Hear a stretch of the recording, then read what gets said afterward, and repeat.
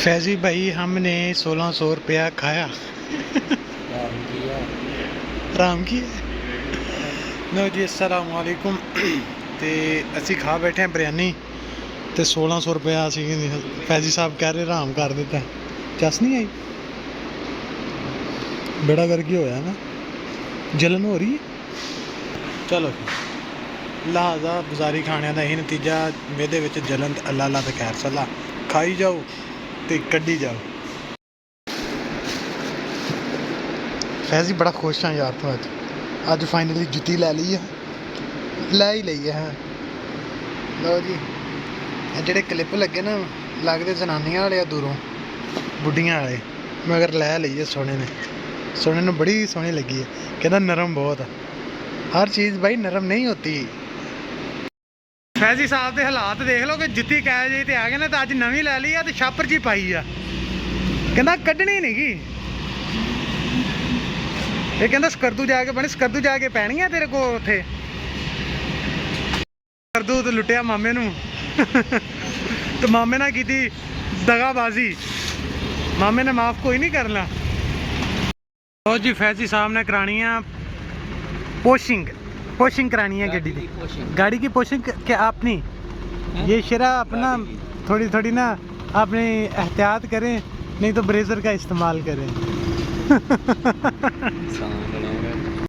जी आ गड्डी लैके जानी है तो यह शैतान जड़ा ना पिछे पिछे देखा माड़ा माड़ा मोटरसाइकिल तोड़दा जिसले तक है गड्डी दे असीं जी सड़ना है हुण, तो सड़ के तुहानू इंजॉय करके फिर दसदे हैं कि किन्ना क इंजॉय है इहदे विच। ਇਹਦੇ ਨਾਲ ਕਾਤੋਂ नहीं खोलती, चल लग्या नाल। मामा ढूई साड़ती मेरी। प्रधान साहब कह रहे थे कि गड्डी बाहरों नहीं देखनी, अंदरों अंदरों वेखो, अंदरों भी नहीं वेखण वाली। जी कोशिश आ गई है गड्डी की, तो कह रहे हैं कि दुबई तो आई है स्पैशल। ये पाकिस्तान च नहीं लभदी क्यों? मूँह नक च आउंदा इहदा, नक च आउंदा इहदा। ये पाकिस्तान च जिहड़ी लभदी ओहदा नक च आउंदा हुंदा ना। ना पानी नहीं पीना। मैं जिहड़ी पाकिस्तान चो पोशिश लभदी है शार्ट जी, उहदा नक च आउंदा, जिहड़ा इन्हां ने मंगाई उत्थे दुबई तो। नहीं पाकिस्तान वाली दा नक च आउंदा, ਉਹਦੇ ਤੇ ਨਹੀਂ ਚਾਹੁੰਦਾ ਹੈ ਵੀ ਇਹਨਾਂ ਦਾ ਚਾਹੁੰਦਾ ਹੈ। अच्छा ਹਾਂ ਜੇ ਤੇ ਹੁਣ ਤੁਹਾਡੇ ਸਾਹਮਣੇ ਗੱਡੀ ਆ ਜਾਂਦੀ ਹੈ ਤੇ ਤੁਸੀਂ ਉਹ ਦੇਖਿਓ, ਤੇ ਫਿਰ ਹੁਣ ਇਹ ਜਿਹੜੇ ਚੜ ਚੱਲਣ ਦੇ ਨਹੀਂ ਵੇਖਿਓ ਲੋਕ। अच्छा ਤੇ ਸਾਈਜ਼ ਵੱਡਾ ਹੈ, ਇਹਦੇ ਆਪਣੇ ਹੀ ਨਹੀਂ ਹੈ ਵੀ ਇਹ ਤੇ ਲੂਜ਼ ਹੈ ਨਾ ਕਬਰ। सारी रात कंजरी बह के रोंदी रही। अब मुंह क्यों सिटे हो भैयो। लो जी गड्डी आ गई है, तो गड्डी की पोशिश जी ना हो जानी है हुण, तो है ही है दुबई तो जी ना फिट करनी है।